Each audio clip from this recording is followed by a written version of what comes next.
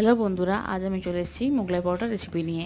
এদিকে আমি আটাটা মেখে নিয়েছি, একদিকে ব্রেড ক্রাম্বস, পেঁয়াজ কুচি, লঙ্কা কুচি আর তেলটাও গরম হতে বসিয়ে দিয়েছি। তারপর আমি সুন্দর করে বড় করে মোগলাই পরোটাটা বেলে নেব। তারপর দুদিকটা মুড়িয়ে আর এর মধ্যে ব্রেড ক্রাম্বস, ডিম, পেঁয়াজ কুচি, লঙ্কা কুচি দিয়ে ভালো করে মেখে নেব। একবার আমরা তেলটাও চেক করে নেব কতটা গরম হয়েছে।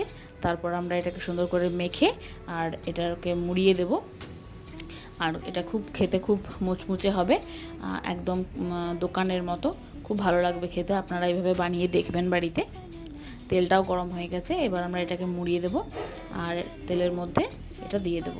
তারপর এটা লো ফ্লেমে ভাজতে হবে, বেশি বেশি হিটে ভাজবেন না, লো ফ্লেমে আস্তে আস্তে ভাজবেন, তাহলে খুব ভালো হবে, মুচমুচে হবে। এরপর আমরা এটা দিয়ে দিলাম এবং এটা দেখতে থাকতে হবে। এদিকে আমি ঘুগনিও বানিয়ে নিয়েছি, তারপর আমরা সার্ভ করে দেবো ঘুগনির সাথে। Thank you.